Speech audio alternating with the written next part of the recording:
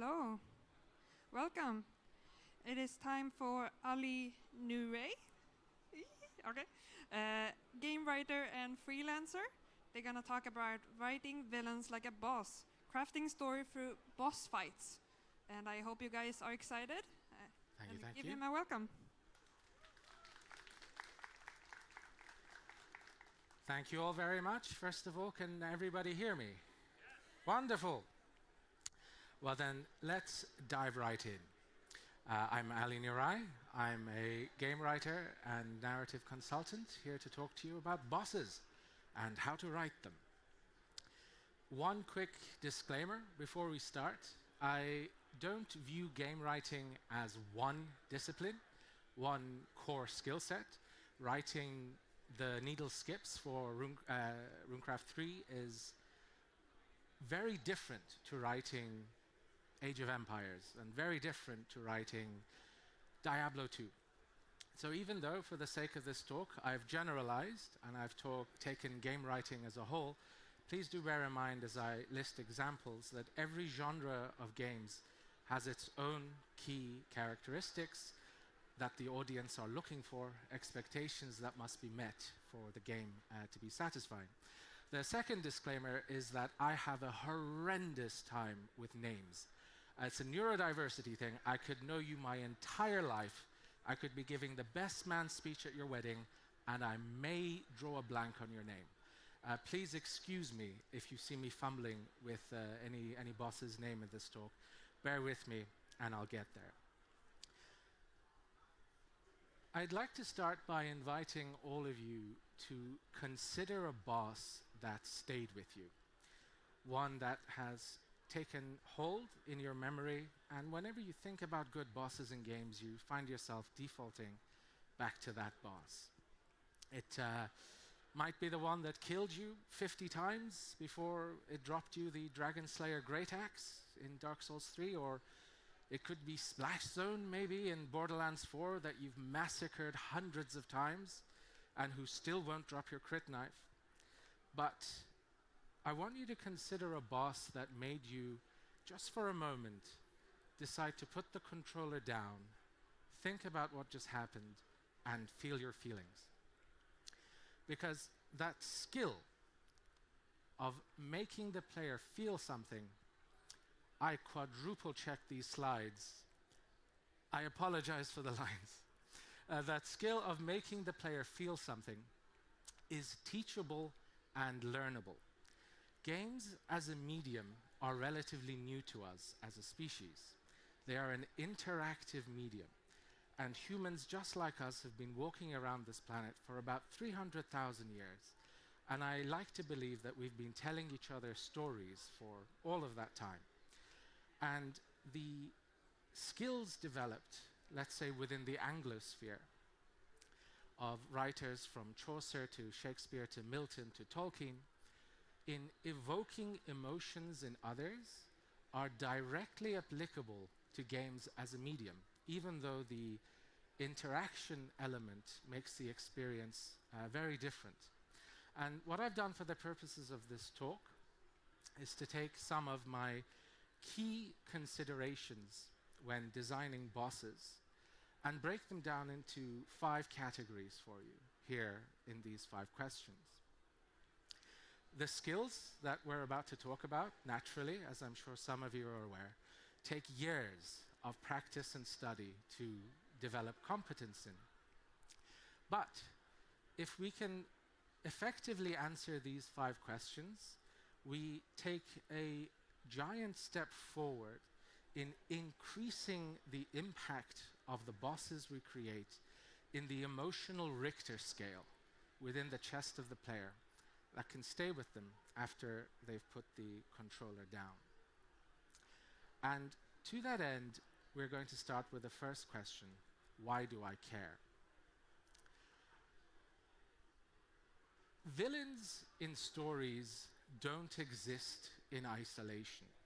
If we're being efficient, every role played within a game, within a book, within a movie, lives in relation to what in IP circles is called the tentpole character, or your player character, or if you have a nameless, hollow like in Dark Souls, the fantasy that the player is embodying in the game. They each have a role. Some push, some pull, some destabilize you, some mock you, some put you down, some kill you, some block your way. But the way we generally talk about villains in gaming, when we come to write them, relates to the role that they inhabit within the story of the game. I want to offer you 3 descriptions of antagonistic forces in terms of what they try to achieve in the game or the story of the game as we move forward to help you with the rest of the talk. Bear in mind, these are not each characters or character archetypes that must exist. One character can embody all of the 3 roles that I'm about to tell you, or one of them could not be a villain at all. Let's start with a heckler, in fact, because one of the best examples of a heckler character that I've seen in literature is Tolkien's Frodo Baggins. Frodo, throughout the story, is always putting himself down. I'm not good enough. I'm not brave enough. I can't do this. I wish the ring hadn't come to me. The point of a heckler character is to discombobulate, to fill head with noise. The best way I have of describing this antagonistic role is through its opposite. Before I came to games, I used to be a mediator. I resolved everything from commercial disputes to bullying in workplaces around the world, and my main tool in my toolbox was active listening. By allowing someone time, space, and energy to tell their story and to physically see that their story is being listened to and absorbed by someone else, you can dial down the volume of conflict in their mind. The neuroscientist Jonathan Hoyt has a great analogy called the elephant and the rider, where if the emotional seat of your brain, your instincts, your gut reactions are a 10-ton elephant, your rational thinking part of your brain is a human sitting on top of that elephant. If the elephant is calm, the human can steer wherever they need to go. But if the elephant is spooked, sees threat, the only thing the human can do is hold on until the elephant calms down. A heckler character effectively spooks the elephant. It mocks your player. It denigrates them. It puts them down. It questions their competence, their potency, their ability to play. Think about Patches in Dark Souls. Just because you saw a shiny piece of loot down a well, he has to kick you down and mock you for it. Think about Gary in Pokemon. Think about Handsome Jack. Think about GLaDOS. The ability to fill head with noise and to stop you from having time and space to breathe and to react is one of the antagonistic forces in stories, embodied in a heckler archetype. And if you want to learn more about the character archetypes I'm talking about, they are mostly related to Shakespearean foil theories and Dramatica.com archetypes of characters. The next archetype is a contagonist.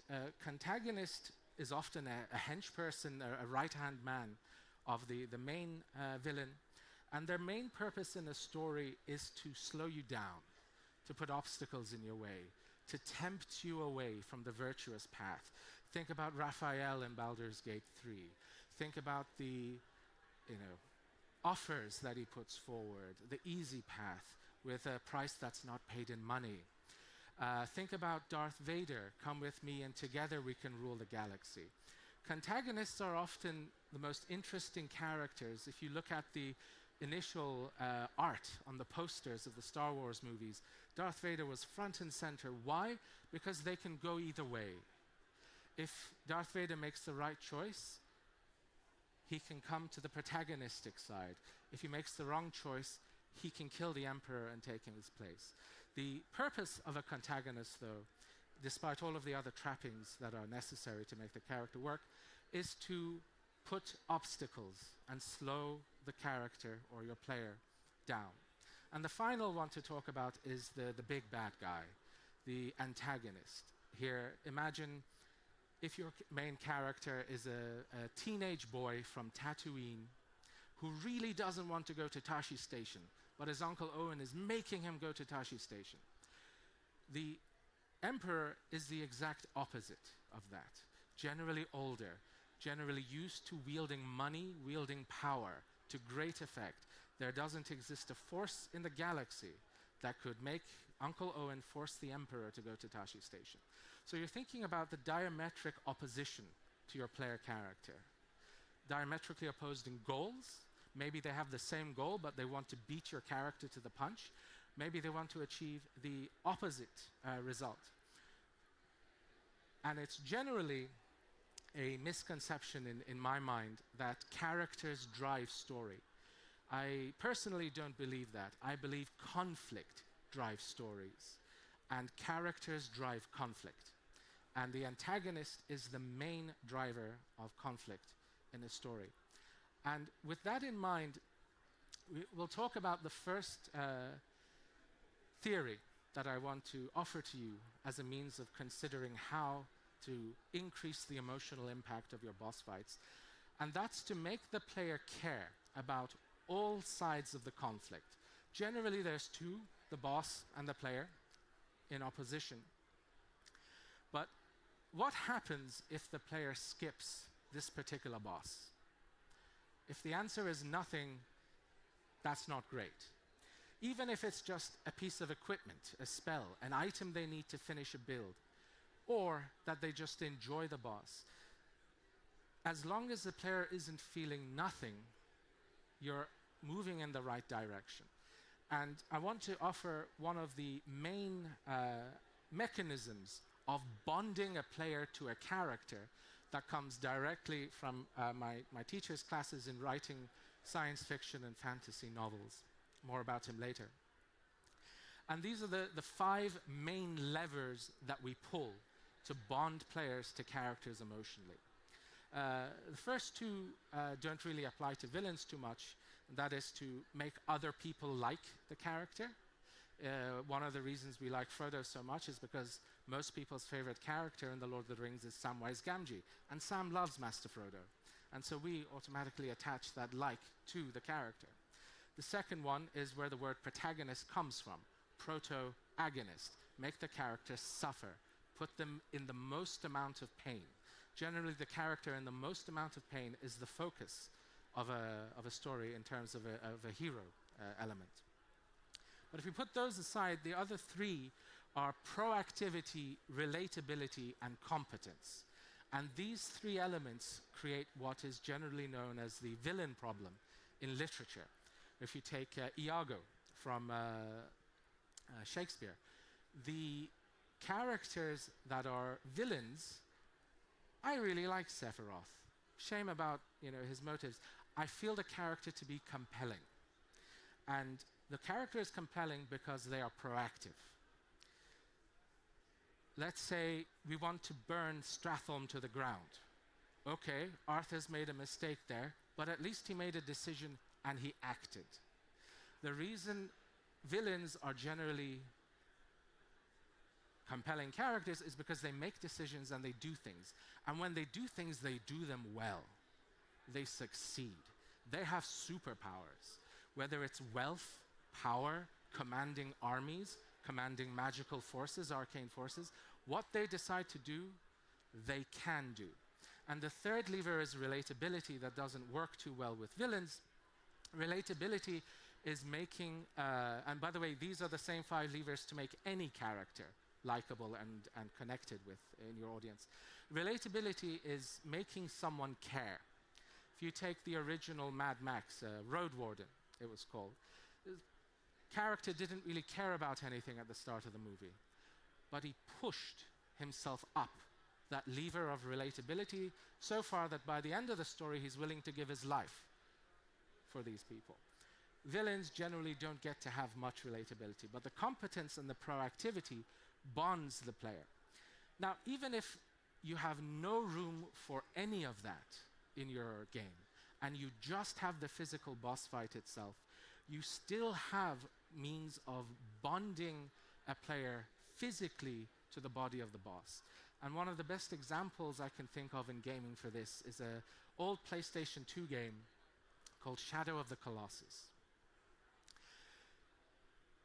One of my favorite authors, Pat Carter, made a beautiful point on writing about connecting a reader, she's a novelist, connecting a reader to a character in a faraway time and place. Whether in her case it was a woman fleeing the sacking of Troy, or let's say a warrior 40,000 years in the grim darkness of the far future. The one thing we all have in common, going back 2,000 years or forward 40,000 years, is the human nervous system, the body. We all have a physical body. And that is a shortcut, a hack, to bond a player to even a villain. I think it was the third boss in Shadow of the Colossus, this really tall, lanky boss who would smash his sword into the ground, and you'd have to run up the sword and grab onto his shaggy fur. And the game has these amazing mechanics where you have to have real-time, quick-time events to hold on as the boss thrashes around trying to throw you off, and you have to find weak points on the boss's body and stab your magical sword into the boss. And the weak point on this third boss was right on the belly button. And I remember as I was thrusting, and I got a very good thrusts in on this boss when I was playing it recently, it felt wrong. I could feel my own belly button. I hope nobody small climbs up me and stabs me in the belly button. And then later, as you are killing the boss, you've climbed to his crown chakra, his final weak point is on the top of his head, and you smash your sword in, and fountains of blood, geysers, sprout into the air, and you think, shit, why did I do that? And you do it again, and you kill the boss, and the game slows down, and the music turns all choral and somber and orchestral, and you're left there standing in the shame of what you've just did, this beautiful colossal creature crashing to the ground, and you, for a moment you feel the sadness of what you did until you do it again. And the last thing you want in a player as they fight and or kill your boss is for them to feel nothing. Even if it's just a physical, oh, I wish I hadn't shot him in the nether areas. You want something to be felt, even if it's just exhilaration because finally they dropped that piece of loot. One of my least favorite bosses in Borderlands 4 was Idolater Saul. But I still had to farm him over and over again to make my Harlow build work, because I needed that one item. As long as the feeling could be frustration. Oh, these mechanics just slow me down. As long as the end result isn't nothing. The next little trick that I want to put forward to you is using the boss as a mirror. You don't just have to challenge the player in terms of mechanics, in terms of attack patterns and such. You can use the boss to expose something within the player, about the player. Think about Dante and Virgil in Devil's May Cry 3. One of the most effective drivers of conflict that I've perceived in my time as a mediator is somebody who goes to work and is just generous and open and honest and doesn't play political games. That person generally, I've found at least, doesn't have a great time because he or she exposes failures in others and makes them feel less because they are seeing somebody not play political games and still be effective in their role. And that is the same feeling that we want to expose in the player by mirroring. One of the best mechanical examples I've seen of this in gaming, my friend Leo, a great boss designer who I used to work with, turned me on to this boss and this game, is Nine Souls, the boss Eilon. You spend this whole game attaching emotionally to your toolkit, to your methods, to leaving talismans in enemies and blowing them up. And when you go to the final boss of the game, somebody else is using your attack patterns. In fact, that's where they came from, and they're using them better than you. This is a wonderful piece of mechanical storytelling. So when you are creating your heroes and your villains, ask yourself, what can the villain expose in my hero by mirroring them and their movesets, perhaps? The next thing is quite simple. Cast a shadow. I remember when war came to Europe, and I was glued to the TV screen back in 2002 along with everyone else. You know, the helicopters and the planes and the soldiers and the tanks and everything, those weren't the images that stuck with me. The images that stuck were the refugees. I think it was in Poland. This one BBC report just won't leave my head, because there was this little girl who had this cake bar, and she was so proud of this cake bar that she was eating, and she was showing it to the cameraman. But at the time, it looked like she was offering it to the cameraman, even though she looked ecstatic, beaming this wide smile. And it kind of gets you. Those are the impacts that you want to put forward into the world for the player to experience in an interactive way. If you make a Blood Elf character in the Burning Crusade, there's a giant scar going down from Quel'Thalas. What's that scar doing there? If you play the Burning Crusade expansion, everything you see builds, because you are living in a world that carries the consequences, the scars of the proactivity and the competence of the boss that you had, that you will hopefully be meeting later on. So, what impact has the boss had on ecosystems? Are there refugees? Are there destroyed villages? What are the aftermaths that you're going to play through? By the time we meet the boss, we should sort of know who they are, because we've lived through the impact of their decisions and actions. A final little trick in this section is repetition. One encounter is an experience. Multiple encounters creates a relationship. Think about the Dahaka in Prince of Persia, The Warrior Within. Think about the Nemesis in Resident Evil 3. Think about that dread, that fear, that running, that helplessness. And then eventually your power grows and you overcome them for whatever reason. Think about Genichiro in Sekiro. You fight 3 times, and each time the conversation is different. So one final little tip in this section.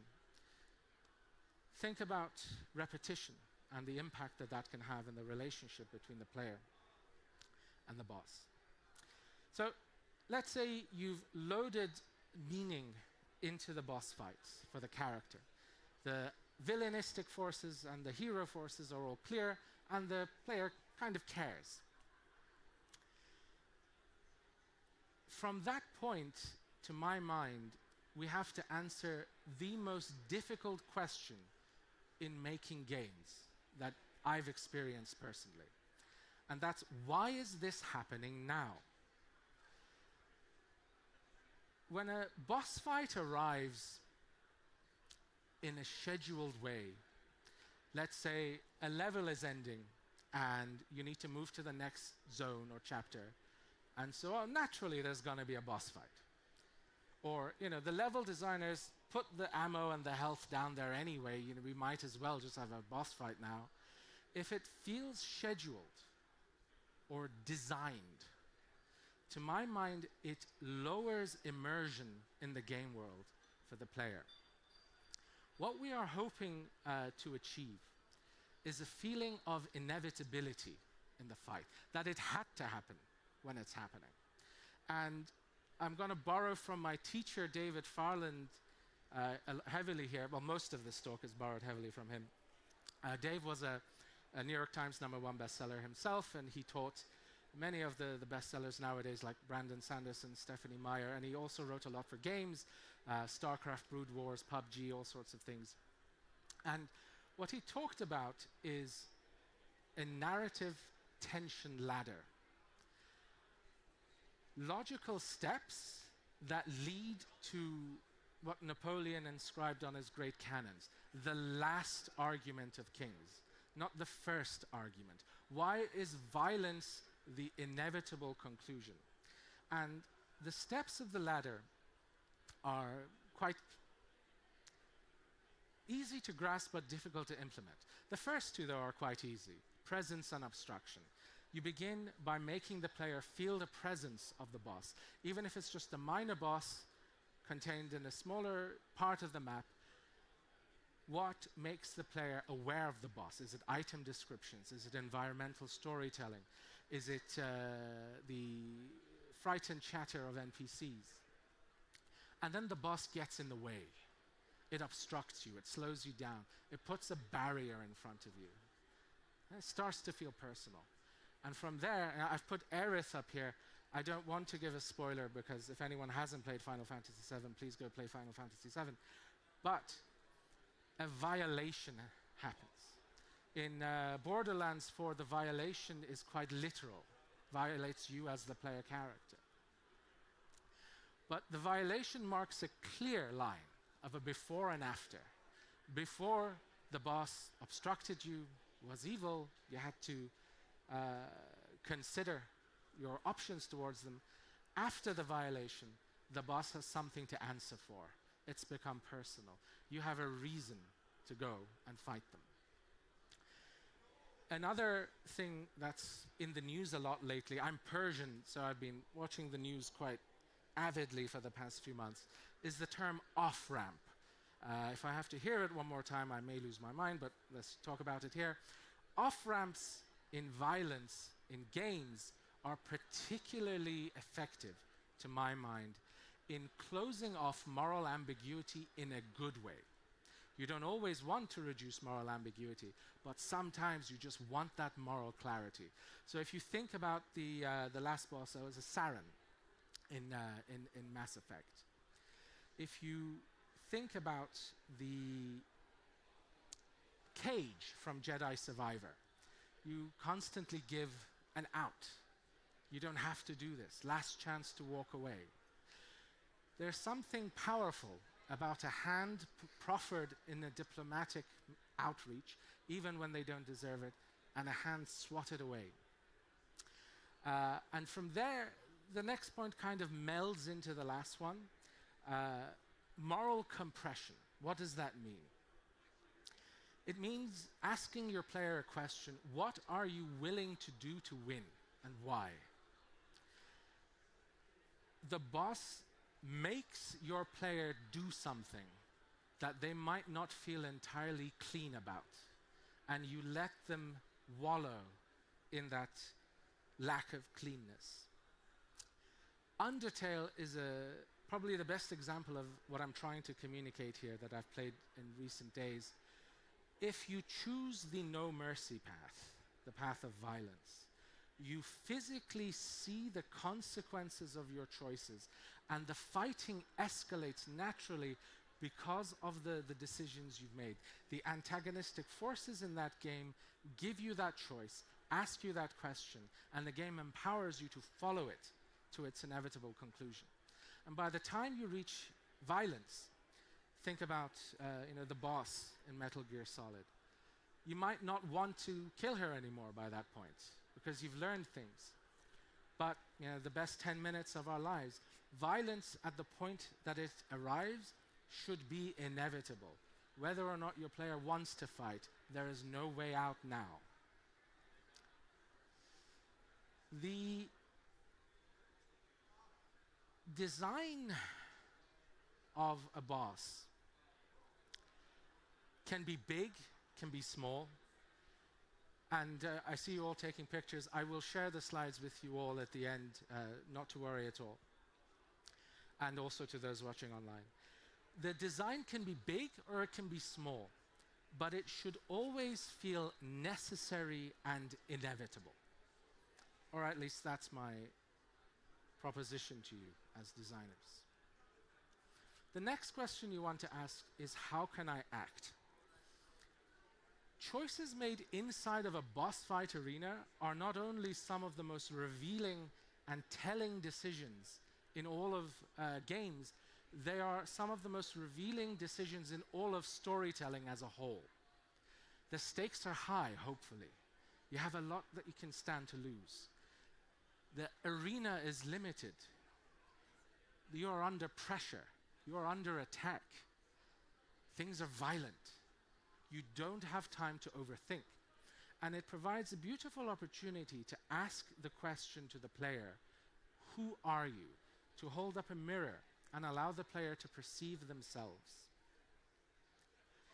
And so when we ask the question, who are you? We do it in several different ways. And some of the most effective that I found are in the examples I'm about to outline for you. One of them is called preparation agency. Do you take the time, and if you consider Hitman as an example here, every hit in Hitman, to my mind, is an elaborate boss fight. You have multiple different paths to achieving it. One of the most memorable experiences for me in Hitman was replacing the toy gun with the real gun in the opera rehearsal scene. Or let's say you went on the one-way mission to Mass Effect and you didn't like the outcome. Do you go back and try it again? Or let's take the ending of Cyberpunk 2077. Do you go out of your way? If we ask the player, what are you willing to give in terms of effort and energy to prepare for a boss fight in such a way that means the outcome that you want is the outcome that you'll get? Does the player just rush through because it doesn't matter to them? Or do they stop, reload an earlier save, and do the hard ending because they don't want Saul to die? Spoiler alert, I'm sorry. At the end of Cyberpunk 2077. So, who lives, who dies? The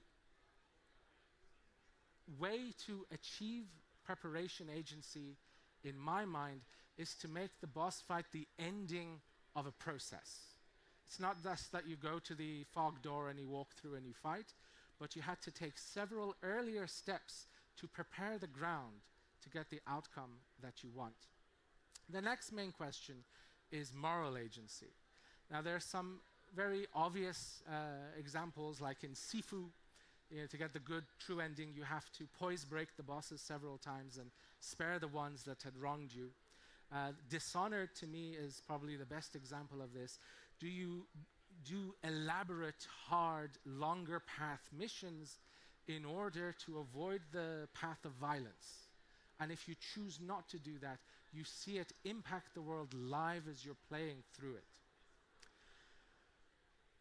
Those are the easy ways to achieve moral agency. Ask the question to the player.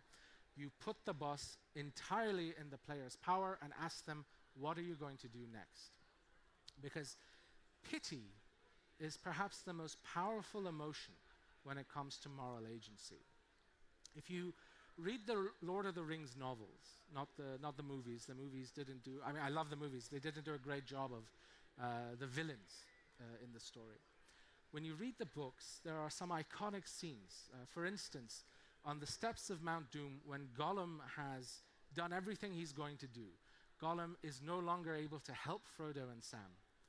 And the only thing that he can bring to the table is bad. He could hurt them. He's a risk. Samwise Gamgee has the opportunity to kill him, but he chooses to pity him and to show mercy instead. On the road to the Scouring of the Shire, the hobbits see Saruman and Grima Wormtongue, and they pity them. Tolkien, as a writer, lived through the First World War. He saw in his comrades on his own side and in his enemy evil. He stood in the face of evil. It's kind of unavoidable during war. And he learned something very significant about evil.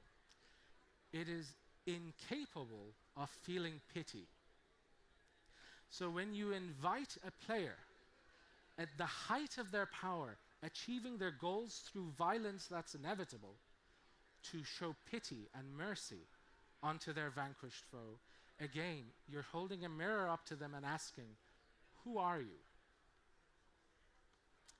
Another type of agency is emergent. In that tight moment where a player defecates their bowels and panics. One of the best examples of this I have in emergent gameplay is Tagila from Escape from Tarkov. You generally meet this boss early in your playthrough, where your stakes are high because the value is low. You don't have a lot of resources at your disposal. The factory map is a claustrophobic map filled with loot that you desperately need to fund the next 3 hours of your play session. All of a sudden, your gun clicks empty and you're reloading. And it's in that moment of vulnerability that Tagila charges you with his machine gun or with a sledgehammer, and he asks you a very specific question. Are you going to run or are you going to fight? If you fight, other people will hear the fighting. They'll come to pick your carcass clean. But if you win and you take his loot and you extract with it, what's that worth to you? Ask your players a simple question. What are you willing to risk to win? And finally, as failure agency, I was listening to the previous talker talk about Hades. Don't shy away from making death mean something powerful and meaningful. The story of Hades is, again, sort of comes through the defeats, the conversations that you have through dying. And one of the best examples of that, unfortunately, we can't play because it's been copyrighted, is the Nemesis system from Middle-earth: Shadow of Mordor. Your death is the entire origin story for one of your lieutenants that you find and dominate. The Nemesis system, Hades, games like that ask, what does death actually mean for you? And effectively, again, asking you the question, who are you really? I'll leave this up if anyone wants to take a picture. We're good. Okay. When you are done asking the player, who are you? The next question you need to ask is, who is the boss that they're facing? Cutscenes and dialogue and NPC conversations, they're all controlled environments. The boss controls what you know about him and what you hear about him. A boss fight, on the other hand, can be a raw psychological conversation, an interactive conversation between the player and the boss's psychology directly. Mechanics and movement reveal who the boss is in a very overt way. I've chosen the bandits from Path of Exile as an example here. Oak is inevitable. He moves in a powerful way. He jumps on top of your face. Alira skitters, is less stable, evasive, creating obstacles in your way.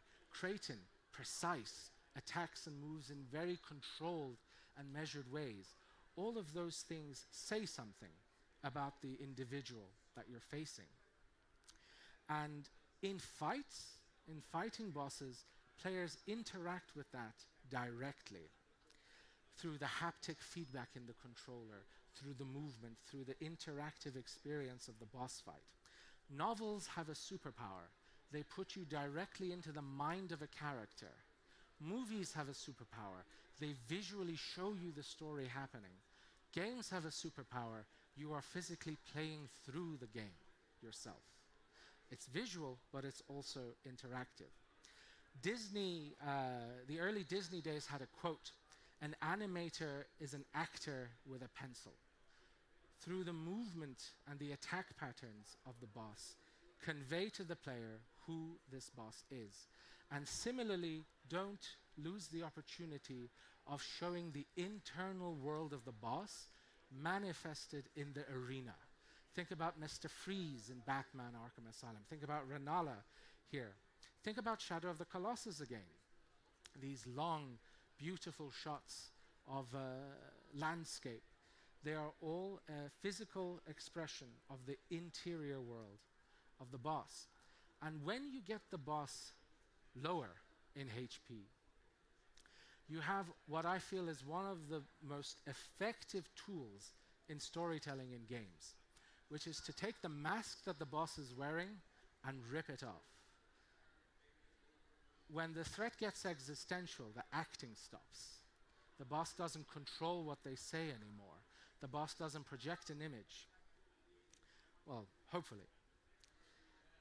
Phase changes are a character beat. It's an opportunity to show who the boss is really, deep down inside. When there's no more performance, do they exhibit fear, frustration, anger? Or do they go colder? Do they go quieter? Do they grow more serious and more scary? Think about GLaDOS. The wit is still there, but as the fight progresses, there's a hint of something else behind it, a touch of fear. Ask what your phase changes can reveal about your players. Finally, what did it cost? The denouement is one of the most powerful tools in all of storytelling.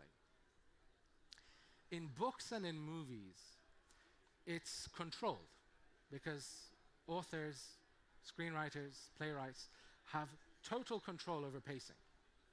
In games, you have almost no control over pacing. But if you did have control, that last 10% of a story, where in a measured and controlled manner, you release the tension that the viewer has been holding. That feeling of catharsis is one of the most effective tools in storytelling. But it's also very powerful in games, because you don't need to control when and where the player feels it. You create snippets of it, morsels of it, for the player to experience.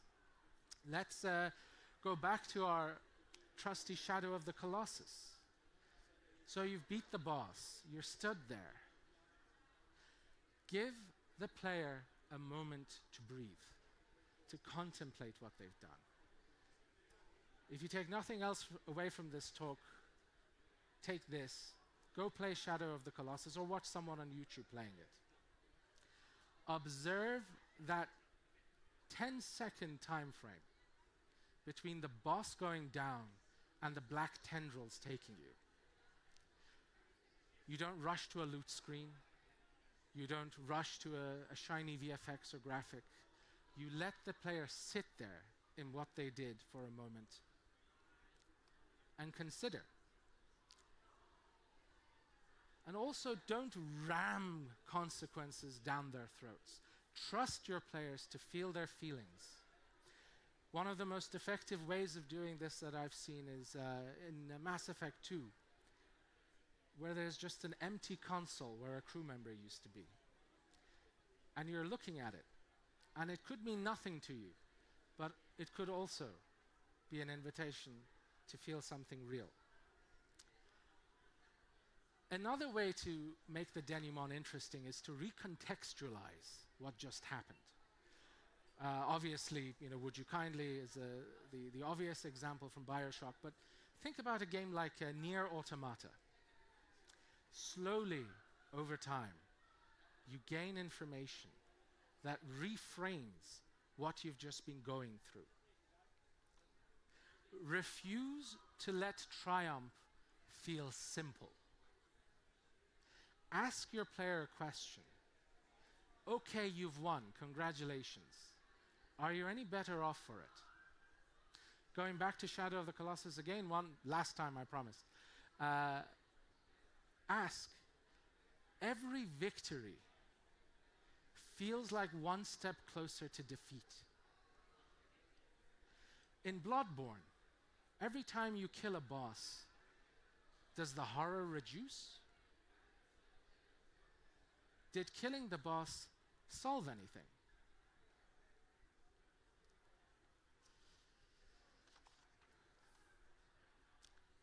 Every medium has its villains.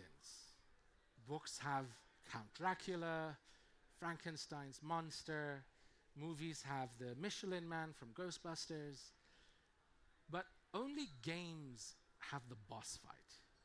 And it's a deeply privileged position to be in, unique in human history. The player has their hands on the controls and is living the story. And with that privilege, ask yourself these 5 questions to try and increase the impact of your boss on the emotional Richter scale. I apologize for overrunning slightly. Thank you all for listening. I would love to answer any questions that you have if we have time. But also, after we're done here, I generally don't like the huddle. I feel it's exclusionary of people who have anxiety issues or physical issues. So I'm just going to hang around over there, out of the way, and I'm going to do my best to stay as long as necessary to answer everyone's questions who wants to talk to me after the talk is done. But for now. Yeah, we have time for questions for 15 minutes or something. If anyone has any, just raise your hand.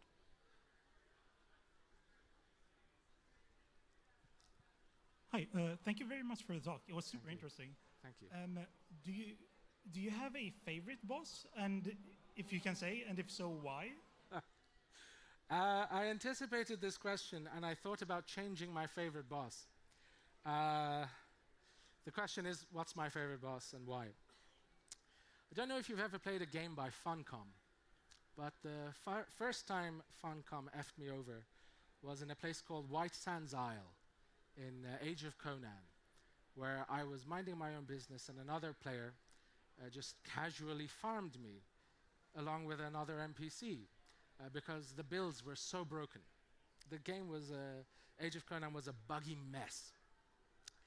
And I remember there was a boss in the Fields of the Dead, and it was so bad that we couldn't do anything. If you wiped, every single trash mob would respawn, and it would take another 45 minutes to get to the boss. So the tank had to kite the boss in circles around a pillar, and everyone had to take turns shooting a very small bit of damage to slowly whittle down the boss. And I remember this boss very vividly because, let's be generous and call it emergent gameplay. My guild had to figure out how to kill this buggy AF boss, and we did it. That's my favorite boss in gaming. Thank you. I apologize to Funcom. I know what it takes to make a game and how it feels when it's criticized. I apologize. It is genuinely one of my favorite games ever, though, and one of my favorite bosses. Any other questions? None? Wow. Wonderful. Oh, yes.